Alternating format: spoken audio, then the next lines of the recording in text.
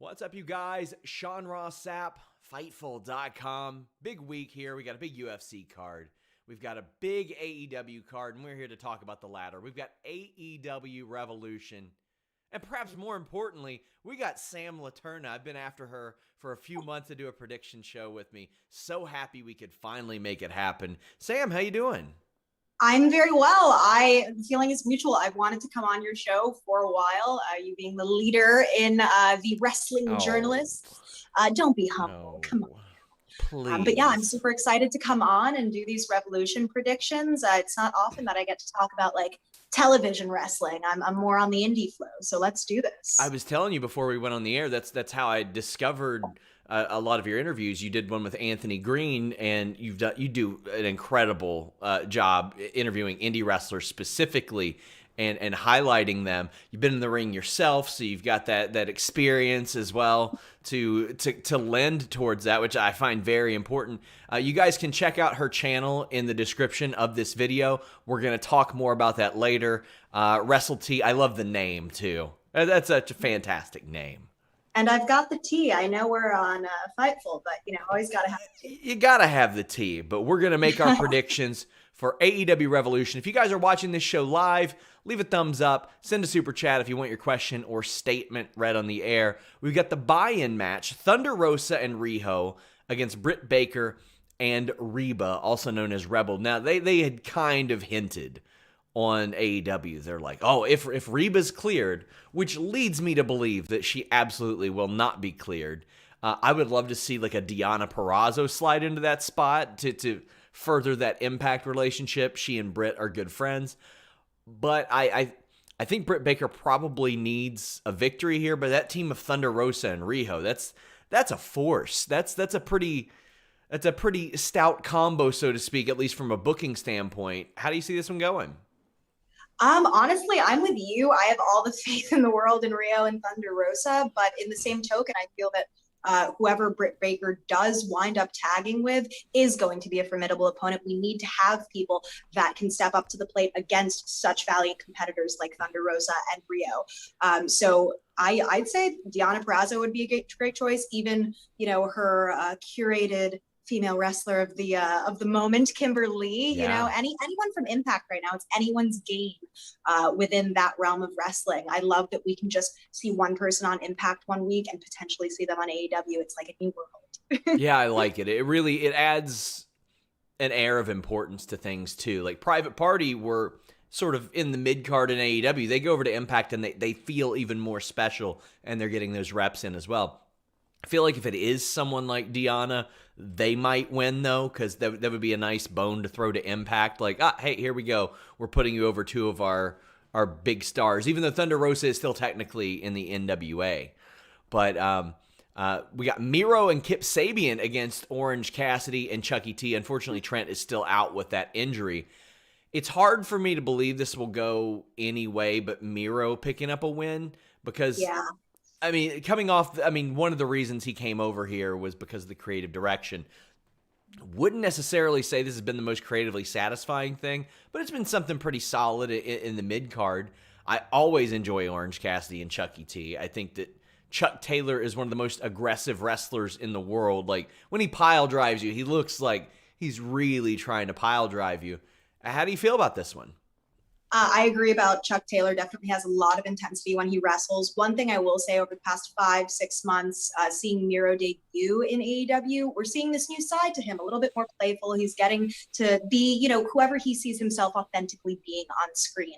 And at first I didn't really get the pairing of him and Kip, but now it makes perfect sense. And them along with Penelope, I feel like it's a great heel like conglomerate because you have Penelope who can distract the ref, you have Miro who's the powerhouse, you have Kip who's just beautiful on the mic and so well versed in the ring. Like the way him and Orange Cassidy go together, they just have so much synergy. So I'm excited to see that, but I hate to say it, I think that Chuck Taylor and OC are gonna win. Okay. We're having opposing opinions on this, but I think that there might be a moment where even though Trent is on the sidelines, he might have to intervene if Penelope is on hand. So yeah, but it does make sense from a booking perspective to give Miro that win. He does need that. He hasn't wrestled often on Dynamite itself. Well, Orange Cassidy's a big draw for them, at least from the YouTube metrics. I put those together every year, and I want to say like 5 of the top 12 or 13 were Orange Cassidy, and just him existing and doing things. So, I mean, he is a person that captures the interest of a lot of people. So it wouldn't hurt for him to win. It also, I mean, he's also the kind of guy where he can lose and it be okay for him. But I think that you're right with Trent, because that's the thing with AEW. If somebody gets hurt, they don't necessarily vanish from TV forever. Sometimes before they're cleared, they'll pop up and they'll do a little bit of something. Yeah, can't vanish into obscurity, an injury could be the end for someone. So got to keep them on TV. Not the end, but I want an excuse to see Sue. I miss Trent's mom, Sue. She was one of my most viewed interviews last year. And really? Oh yeah. Oh yeah. She beat MJF. He wasn't thrilled with it. Tim Traver in the chat saying my 34th birthday is this Saturday. Happy birthday, Tim Traver. Hope that you have a good one. I know you've had a tough time of late. We got the AEW Women's Championship we saw last night. Ryo Mizunami defeated Nyla Rose to get to these finals. It's hard for me to believe that she's going to beat Hikaru Shida, especially white suit Shida coming out there looking like a character out of Tekken or a video game. Like Hikaru Shida, I think, is probably going to keep this title. She kind of looks like one of those like badass Yakuza characters in the video games, right? She looks awesome. She looks like such a star. Definitely. I will say I loved seeing that like different side of her and like just giving such a proper slap to I don't think I'm saying the name correctly. Riho, yes. Riho. Okay, great. Riho. But I think that her heel turn is going to cause her to have to align with someone. And I know that this might be out of left field, but I see maybe her and Britt Baker. Really? When something, I know that's super random, but when I was, reviewing the past couple of weeks and stuff, it just really made me think, what if these two women got together? You have someone who's like a hell of a wrestler in the ring, someone who's a wrestler and good on the mic, like just combining them. I think that Shida, we could see a lot more of her personality with Britt. And I think that the language barrier is obviously an issue. So I'd love to be able to see more of her. But given that, I do think that she is also going to come up with the win. Also, one of our most viewed articles ever was just Hikaru Shida eating a Reese's peanut butter cup for the first time. So something connects with people with Hikaru Shida. I just want to see a full-on women's stable in general. Like at this point, I don't even care who's in it. I just want to see it because we don't necessarily see that a lot. Well, we're gonna see. I agree.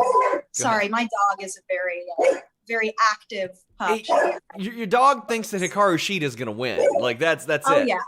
Oh yeah. She's a big women's wrestling fan. She's like, no, Hikaru Shida is not joining Britt Baker. That's not happening. We need a women's faction. We need more, women's storylines on AEW. Oops, that's the team. We've got the money match. Winner gets 100% of the loser's first quarter earnings. Hangman Page against Matt Hardy. This is another one. Hangman Page is on that trajectory up. I think he'll eventually be the person that beats Kenny Omega. I don't think he'll lose here unless there is like some masterful creative situation that has him like down and out or something, because we have seen AEW play off of losses pretty well here. How do you feel about this one? Well, my question to you is, why would they be building this like, undefeated streak just to have it lost after like 7? Yes. I feel like that's not like a number of note, especially with AEW kind of being a newer company, establishing their history, right? Like how WWE has all of these firsts and like longest in the Rumble and whatnot. So I think that them using him as a device to kind of establish certain undefeated streaks is really important. So why would they squander it here? Unless, Private Party comes in, helps Hardy with the win. But really, I just see this as a moment for Hangman to level up and work with someone, of the echelon of Matt Hardy. Yeah, I completely agree. And Matt Hardy in this particular role has been really outstanding.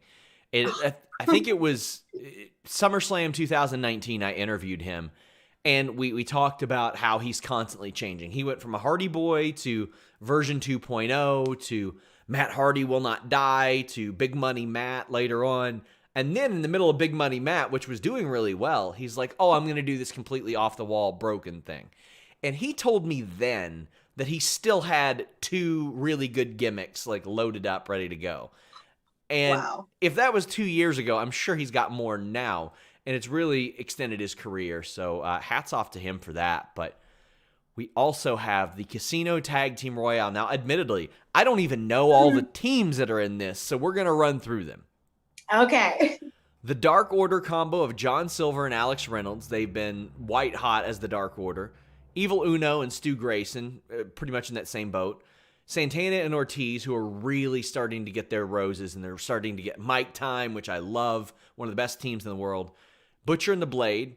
You got Private Party, Top Flight, Bear Country, who is primarily seen on AEW Dark. The Varsity Blondes, Griff Garrison and Brian Pillman Jr. The Gun Club, Austin and Billy Gunn. And then you get the Death Triangle combo of Pac and Ray Phoenix. Okay, so last night we saw Pac and Ray Phoenix uncork an absolute ass kicking on these 2 poor guys. The Dark Order have been white hot. Proud and Powerful have been emerging. So like to me, this one's very hard to call, and I love that. It's a hard one to predict. I'm gonna go Pac and Ray Phoenix. How are you leaning here? I think the logical decision is Pac and Ray Phoenix, but in the same token, when you've watched wrestling for so long, like you and I, you kind of just get these feelings. And it kind of sucks to sometimes see a direction and think, okay, this seems like the obvious one. This is probably what's happening. But on the flip side of that, I've had the great pleasure of seeing teams like Bear Country on the indies, seeing what they're capable of, and just seeing how they stand apart from a lot of the other teams, both in size and style, and just getting the opportunity to be on, a pay-per-view for AEW after only being on Dark, maybe one Dynamite. I'm just going to go with it and say Bear Country because I love them. But they're fun. They're fun. I like them. They are, and they have so much potential. They've only like scratched the surface of what they can do on AEW. But also, this is like a moment for a lot of the newer blue chip teams that we don't know a lot about, like the Varsity Blondes, like Austin Gunn and his brother, whose name is. Sorry to interrupt. I should say that the Wikipedia page actually also lists the Seidel brothers. It lists Chaos Project, which is Luther and Serpentico. It lists The Natural Nightmares, Dustin Rhodes and QT Marshall, and SoCal Uncensored. Now, I mean, those aren't on our event page. I don't know if we haven't updated it, but that's an insane, like, they're getting everybody on this show. This is essentially a tag team Royal Rumble, right? Mm-hmm. Yeah. Okay. So we need all of these teams. Yes. Otherwise, the action just won't keep going in the ring. I'm a sucker for Battle Royal too. I really am, all the time. It's just so fun. There's always something to look forward to. Like some sort of surprise always gets put in there. Maybe, just maybe, we'll have a TNA tag team come on in. I would love that. I would love that. That would be great. Yeah. Well, we got a ladder match. The winner gets a shot at the AEW TNT Championship. This is the Face of the Revolution ladder match. Cody Rhodes, Scorpio Sky, Penta, Lance Archer, Max Caster, who just a couple years ago was playing Bobby Lashley's sister on Raw, and then TBA, which is presumably a surprise. I'm hoping it's Ethan Page. I think he's TV Oh my ready. God, me too. Yes. Yes. Let me tell you what. If it is, he ain't selling it, because I'll drop him a message and be like, when you flying in? And he's like, for what? Yeah, no, he'll He ain't selling it if it's the case. I'm trying to sniff it out. It isn't working. Who do you think it is, and who do you think wins?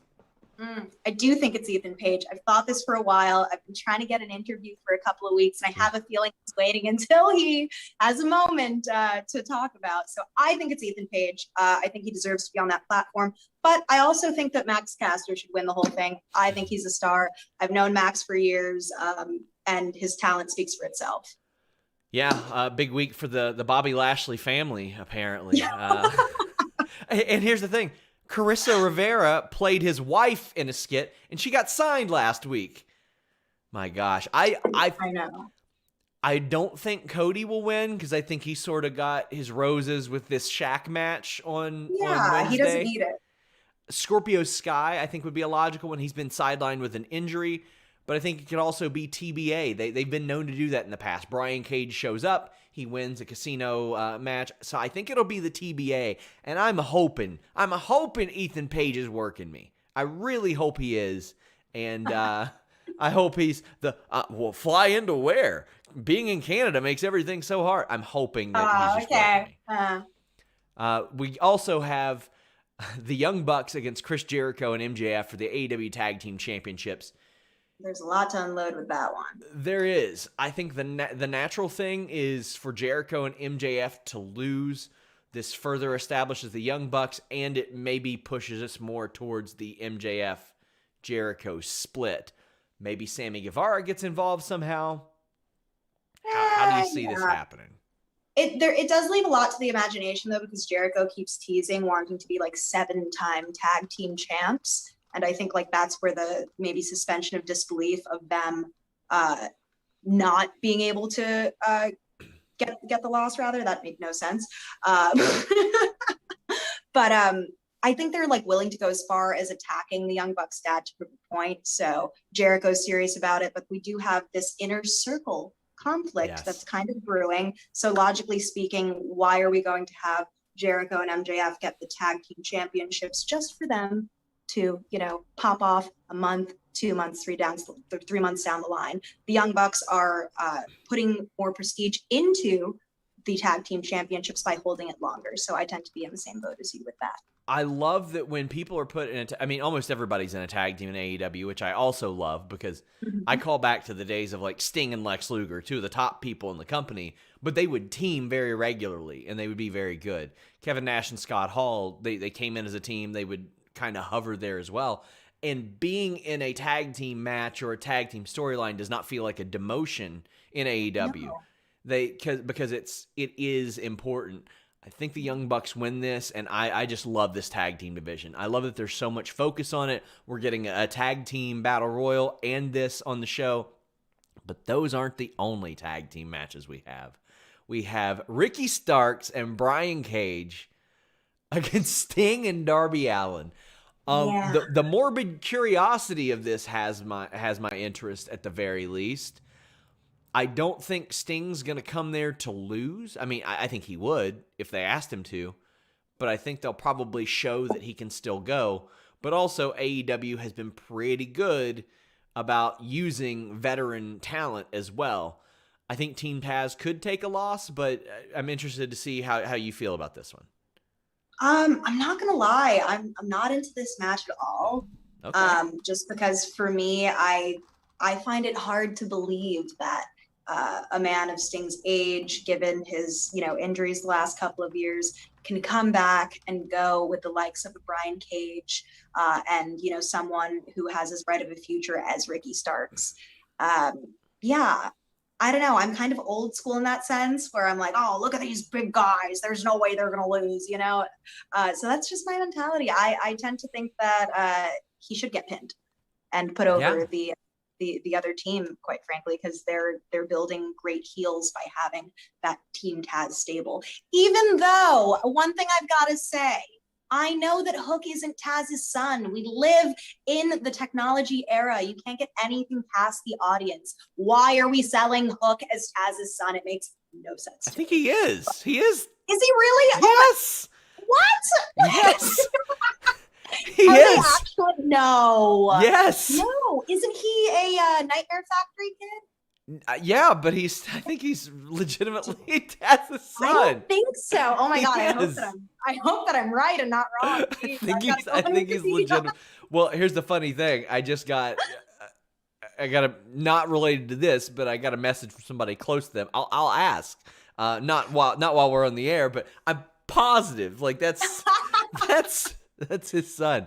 I think Please let me know. I think Sting taking the pin is the right call. That's how I think it is. Because as I mentioned, they're really good at playing off of losses as a plot point as well. Mm-hmm. Like, does he still have it after he loses? And they can play off of that as well.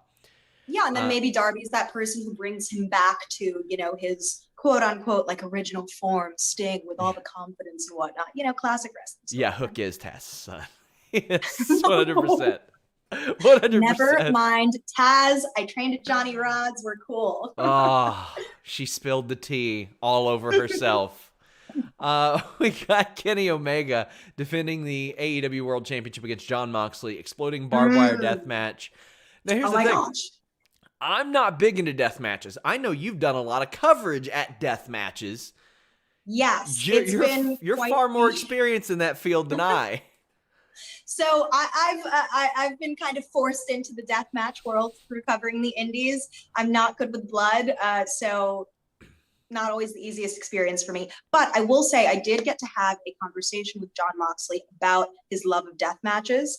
And I know for a fact that this guy is well-versed in all things deathmatch, from like Japanese death matches to CZW to IWA Mid-South. He knows all about it. He's a fan of it. He loves the destruction that can go into a death match. When I spoke to him last November, he said that he's too old to do a death match. Really? That he probably wouldn't. So I think it's pretty cool that like months later, he's going for it and he's doing, of all things, a barbed wire, exploding barbed wire death match. So I think that he has the edge. I know Kenny Omega is a wrestling connoisseur as well, but I know for a fact that Moxley's been watching IWTV, looking at our live version of those death matches. So I'm going to go with Moxley on it. I love that they had Onita on the preview. I thought that was a really cool nod and a good way to respect him. I think Omega's winning this because I think they're going to build Omega as like this insurmountable guy. And I think eventually with the Bullet Club integration and all that, it's like, who can possibly beat this guy? Who can possibly beat this guy? And then eventually it'll be like, oh, his old tag team partner who's been feeling sorry for himself for the last year or so. And these lovable losers, the Dark Order. Like, that's how I think it'll kind of come together. You don't think that Moxley keeps chasing, even if he loses? No, I don't think they'll do like the WWE thing where the same guy gets a title shot like 3 or 4 times. I don't think they will. And I think that a real babyface thing to do, and Moxley's a great babyface, is be like, no, I'll earn my way back to that. And that's the kind of character that he is. Plus, I mean, he's still the IWGP US champion too, so he's got that to deal with. Ray Callahan said that your reaction to finding out Hook was Taz's son was fantastic, but I want to see the reaction of people when they find all your great content and they check out all your great interviews. Please tell people where they can do that, where they can follow you, all that good stuff. Yes. Okay. So Twitter, Instagram, Sam Leterna. That's my handle. My last name is spelled Leterna. And you can find my wrestling interview channel on YouTube. It's called Wrestle T. Get the tea, get the scoop. Gonna have a lot of awesome interviews coming your way live in Tampa during WrestleMania weekend. So stay tuned. Lots of cool stuff in the works. And I'm all over IWTV. Watch Camp Leapfrog. I have to cheaply plug that. I co-write the show, and I'm very proud of the product. So IWTV all the way and Wrestle T. Guys, please check out Sam's stuff. She does a lot of really great work and highlights a lot of fantastic independent wrestlers. I didn't stumble upon it. I came across it. I always kind of keep my eye out on who's doing interviews and stuff. Found yours. Great interview style. Great flow to your interviews. So I want to thank you so much for taking the time to join me. Thank you for inviting me on, and thank you for setting the precedent for the rest of us. No, without people, no, I'm serious though. Without you, the Chris Van Vlies, the Alicia Twos of the world, there wouldn't be these opportunities now. Because now there's so many people trying to interview. Since I started a year ago. So yeah, thank you. Thank you for putting that platform out there for everyone. Well, I appreciate you for doing such a great job. Guys, please leave a thumbs up on this video. Make sure you check out her channel. It's in the description below. We're out.